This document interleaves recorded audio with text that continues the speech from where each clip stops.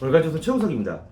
MZ세대, 그러니까 이제 90년대생들을 MZ세대라고 하는데 그들의 부모들은 대부분 386세대, 그러니까 지금은 586 뭐 됐겠죠.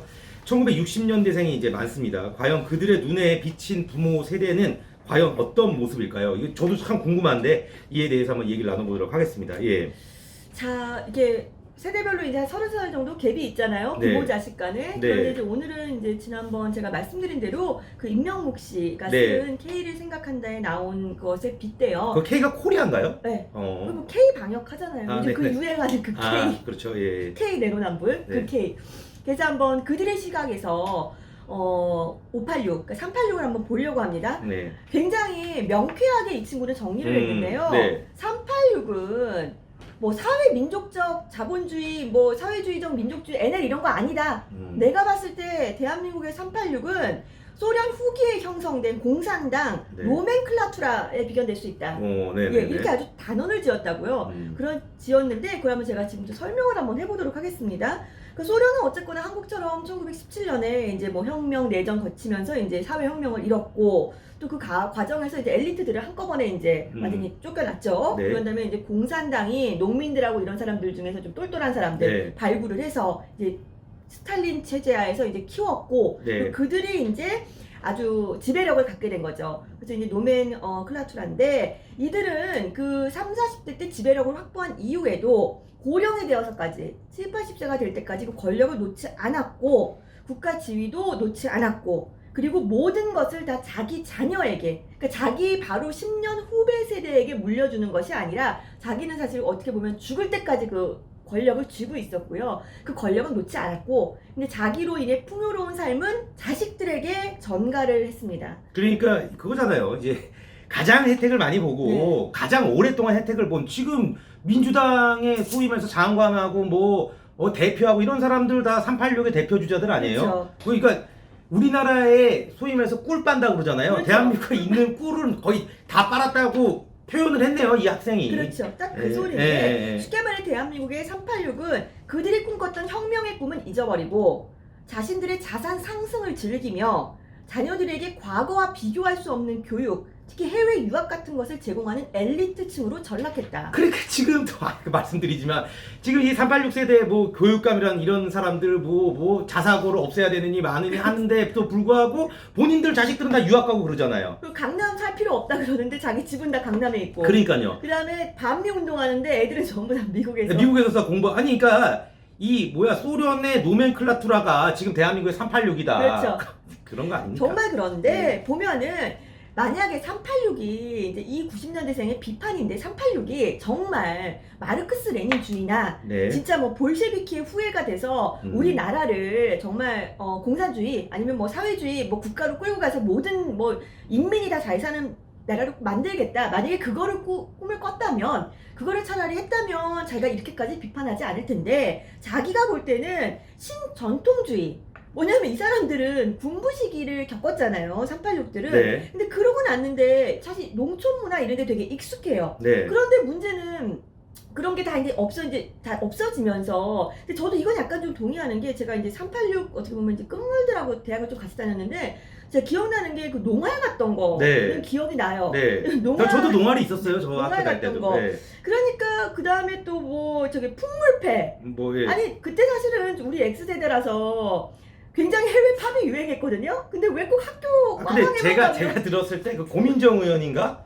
거기도 무슨 풍물패에 몸담았었다고 제가 거기 어디 들은 것 우리보다 같아요. 한참 미치고 그런데도 불구하고 그렇죠. 있었으니까. 예. 그러니까 뭐냐면 이 친구가 봤을 때 왜 이걸 신전통주의라고 386을 얘기하냐면 이들은 굳이 계보를 짰다면 구한말의 위정척사파 후예다. 네. 그러니까 농화에 가서 한국에 때묻지 않은 전통 문화 발견하려고 그러고 그다음에 자본주의의 상징인 코카콜라 안 마시려고 그러고 풍물패 조직되고 그다음에 또 자본주의적 근대화에 물들지 않았다면서 북한을 칭송하고 환상을 품고 이 모든 것이 그러니까 사실은 이슬람주의자 같다라고 표현을 하더라고요. 아 그렇습니다. 극단적 이슬람주의자. 그 이게 이슬람주의자. 표현이 좀 위험한 거 아닙니까? 예. 책에 나온 표현이니까. 네네. 그러니까 이슬람주의자들이 뭐냐면 이렇게 쪽방에 모여가지고 그 왜 코란 읽고 자기들끼리 어떻게 하면 반미할까 조직하고 막 이랬던 사람들이잖아요. 사실 우리가 보면은 그 NL의 태두라고 하는 뭐 김영환 사사 공부한다고 이렇게 조그만 지하방에 앉아가지고 뭐 공부하고 미 대사관 폭파시킨다고 뭐 하고 이게 정말 정말 너무 많이 닮았다는 거죠 이슬람주의자들하고. 그러니까 이제 이슬람주의자라고 이렇게 책에 나와 있으나 우리가 표현하자면 이제 사람들의 성향이 극단적이다. 뭐 이렇게 표현하면 그렇죠. 될 것 같아요. 예. 그런데 이 친구의 분석에 따르면 한국은 굉장히 특수한 나라였습니다. 해외에서는 어떻게 보면 이렇게 사회주의가 세력을 얻어서 많이 이렇게 이중적인 문화가 뭐냐 하면은 만약에 석유를 통해서 이득이 왔어요. 그러면 그때 엘리트한테는 막 그 석유로 인한 풍요로운 혜택이 막 갖고 아니면은 뭐 농촌이나 아니면 도시 빈민은 계속 이렇게 저개발 상태에 있었는데 우리는 어땠냐 하면 우리는 그 모든 혜택을 골고루 나눠 가졌잖아요. 네. 사실은 지방까지 뜨거운 물 다 나오고 그다음에 전기 다 들어가고 그러면서 우리 예전에 막 공순이 막 얘기했던 거 있죠. 무슨 공단에 있는 사람들 폄하해서 이제 여공들 폄하했던 말들. 근데 결론은 그 여공들이 그렇게 돈 모으고 해서 결국 중산층이 됐잖아요. 네. 사실은 우리나라는 외국처럼 이게 격차가 벌어졌어야 되는데 우리는 이 산업화를 하면서 오히려 격차가 줄어든 거죠. 그리고 우리가 꿈꿔왔던 그 중산층의 삶을 정말 하나하나 차곡차곡 밟아갔던 거죠. 그러니까 사실 386은 이게 나라가 막 분열이 돼야지 자기 사상을 북한 사상을 펼칠 수가 있는데 아니 북한 사상을 펼칠 수가 없는 거예요. 왜냐하면 여공들도 이제 돈 모아가지고 아파트로 이사하고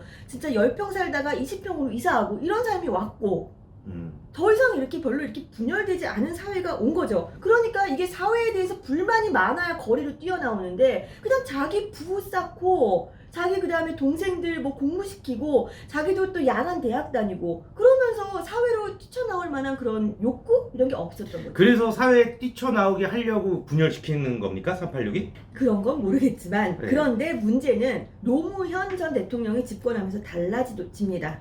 뭐냐면 뭐 국가보안법 철폐 시도 그리고 또 뭐 공안 이제 힘 약화시키고 또 뭐 햇볕 정책이나 동북아 균형 이런 거 외치고 이러면서 약간 물밑에 있었던 잊어버리고 있었던 386 세력들이 이렇게 스멀스멀 나오기 시작한 거죠.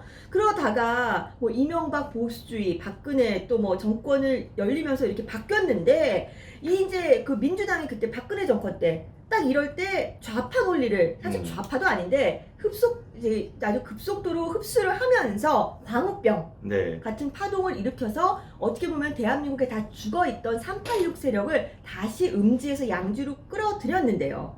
그러다가 이제 문재인 정권에 이르러서 완벽하게 386 세대가 민주당을 장악하면서 좌파 경제 그다음에 뭐 민족주의 역사 바로 세우기 이런 걸 하게 된 거죠. 그러니까 이거잖아요. 그러니까 분열을 시켜야지 본인들의 목소리에 힘을 얻고 본인들이 이득을 얻으니까 그렇죠. 얻는다고 이 저자가 책에서 얘기한 모양인데 그러니까 이제 노무현 정부를 거쳐서 네. 이제 문재인 정부의 거의 이 분열의 종지부를 거의 찍은 거 아닙니까? 그렇죠. 지금 찍은 거죠. 아마 제가 봤을 때 정권이 안 바뀌면 진짜 더 분열돼서 여기서도 갈라질 수가 있다고 봐요, 저는. 그렇죠. 거의 북한이랑 이렇게 갈라지듯이 그 조그마한 38선을 남한 내에서도 거야 될 수도 있다는 겁니다. 예, 제 생각은. 그런데 이 386은 그래 뭐 좋습니다. 뭐 음지에 있던 사람이 나왔건 아니면 정권을 잡았던 다 좋은데 가장 큰 문제는 자신들의 과거를 반성하거나 돌아보지 않는다는 점입니다. 왜냐하면 이들은 아직도 자기들이 그 비주류라고 생각해요. 네. 그 주류는 뭐냐 하면 검찰, 네. 그다음에 주요 언론, 네. 뭐 그다음에 뭐 어쨌거나 자기가 이제 가진 자가 됐잖아요. 그리고 자기가 장관이 됐고 자기가 국회의원이 됐는데도 그 피해 의식이 아직도 나는 비주류다. 국회의원이 그 특권이 200개가 넘어요. 제가 한번 다 세어본 적이 있었는데 세지를 못했어요. 200개가 넘어갔고 예전에 그 제가 지시를 받고 취재한 적이 있었는데 근데 그런 특권을 갖고 있는 사람들이 자기들이 비주류라고 생각을 하며 일반 국민들은 도대체 어떻게 뭡니까 그럼 일반 국민들은? 그러니까 아직도 이 사람들이 이렇게 생각하고 있기 때문에 반성을 못하는 부분은 그 이인영 전 통일부 장관 그 이제 그 청문회 때 아주 네. 여실히 드러났죠. 그때 왜 태영호 의원이 물어봤잖아요. 아, 그렇죠. 전대협 주체 사상을 신봉했는데 전향할 생각이 없느냐? 네. 아니 그러면 전향할 생각이 있느냐 없냐 그러면 전향했다 아니면 안 안 했다 했다. 네. 둘 중에 하나면 되는데 답이 뭐였냐면은 전향을 강요하는 것은 남측 민주주의에 대한 태영호의 의식이 박약하다는 것을 말하는 것이다. 그러니까 한 거예요. 아니죠. 딴소리 아니죠. 전향을 안 했다는 거죠. 그러니까 안 했는데 네. 이거를 전향을 안 했다라고 내가 얘기한 게 아니라 네. 지금 태영호가 문제가 있다 이런 질문을 어. 하는 것 자체가 그거 아닙니까? 이게 전형적인 386이라는 겁니다.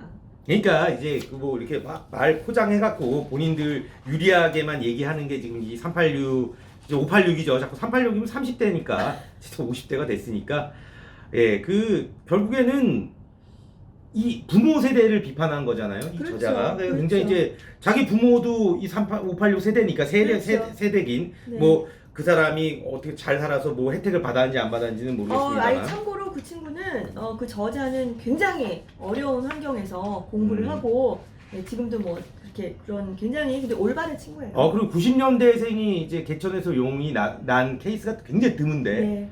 났으니까 이런 또 책을 또 한번 연구해서 쓴 모양이네요. 네, 네, 그렇죠? 네. 예.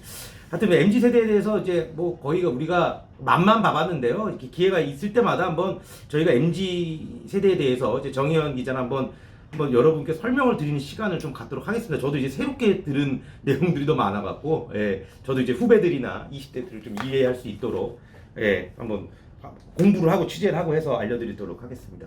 예, 이번 시간 여기서 마치도록 하겠습니다. 감사합니다.